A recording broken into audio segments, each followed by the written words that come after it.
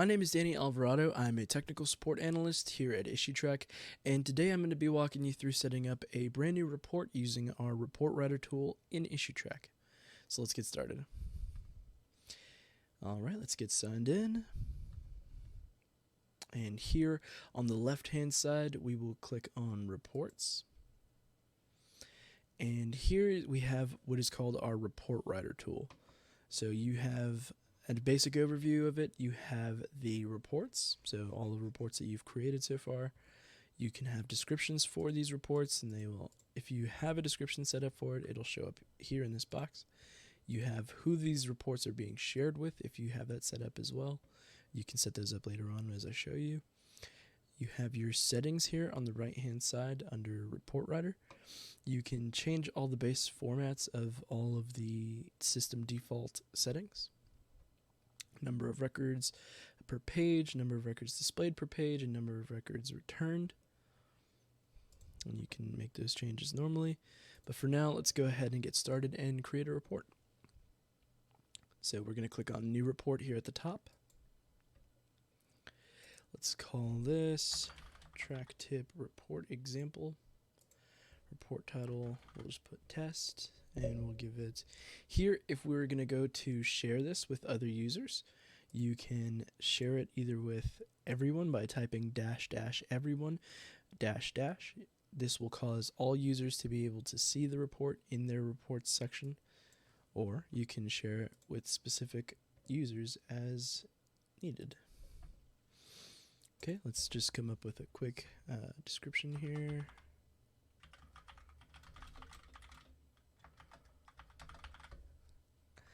There you go. Data sets. So here, these data sets are the available fields that are going to be pulled by the report. Just for the basics, we're just going to select on issues. And here, this fields section on the left-hand side and the right-hand side. So the one on the left-hand side is all the available fields that you have. And then on the right-hand side, these are the selected fields. So from the available fields, let's do a very basic report. Let's go ahead and search for issue number. These are the ones that I like to keep, so we'll do issue number, issue type. We will do submitter, subject, and substatus 1, or substatus. This way I can see the issue number, what type of issue it is, who submitted it, what it's basically talking about, and what status it's in. Okay, so here we'll click on save, or we'll click on next, and here we're going to have our filter expressions. So here we can filter out which information we don't want to see, or we can specify and narrow it down to which bits of information we do want to see.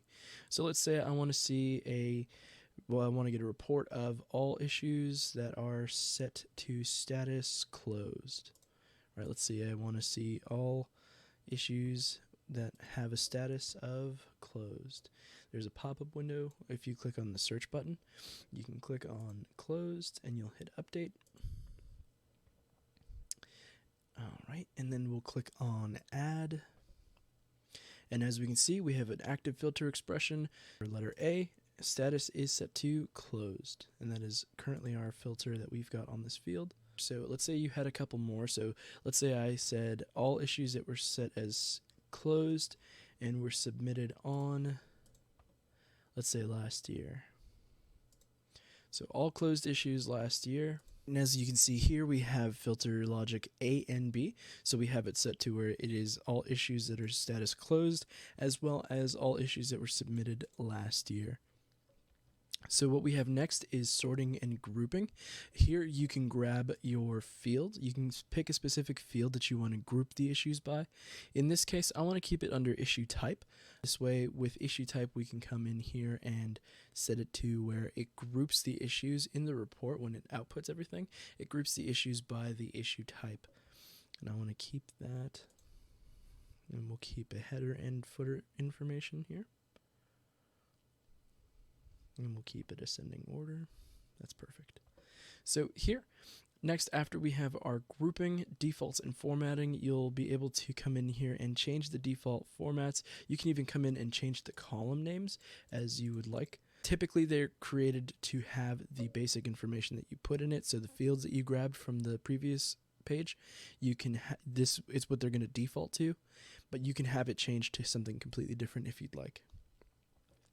For issue number, I like to keep the formatting pretty tight, so I just keep it in general. You can set it up to standard or percentage if you'd like.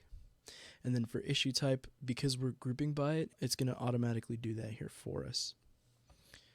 All right, and that's basically all you have to do to get a report set. So let's go ahead and save and run so we can see our results.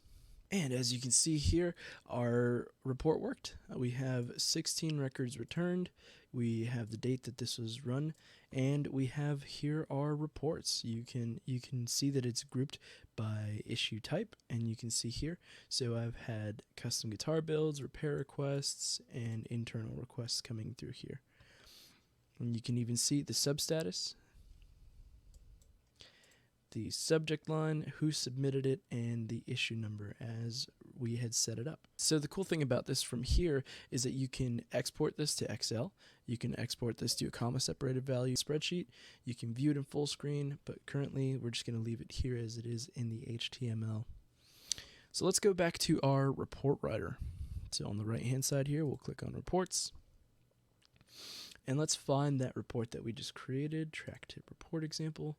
Here you have a couple more button options now, so you can directly export it here from the report writer if you'd like to. Excel, you can have it formatted, you can have it separated by a comma, or you can run it with formatting or run it without formatting.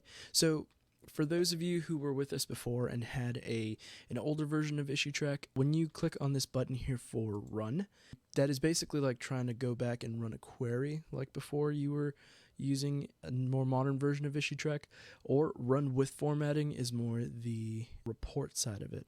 So you can come in here and hit run, and it'll give you just a basic setup of all the issues that are going to show up on your reports.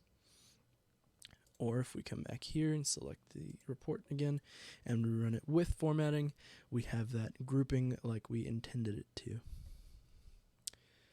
All right, so for now, that's how you set up a basic report here in Issuetrak. You can obviously go into the scheduled reports and create a new scheduled report based on the report that you just made. You can call this one Yearly Closed Issues, and it's a report writer report, and we'll grab the report that we just created, right?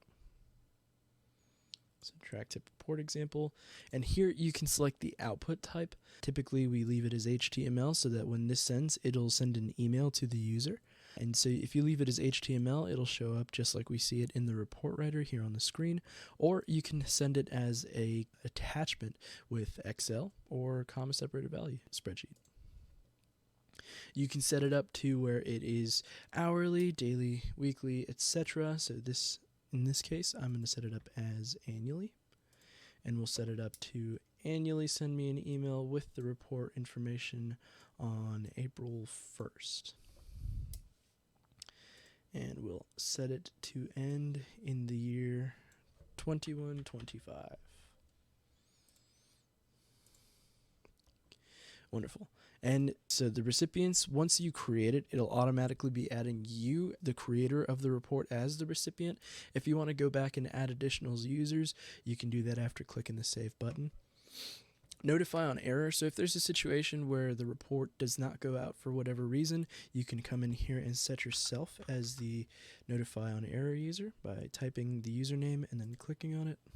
And you can even add a comment to it.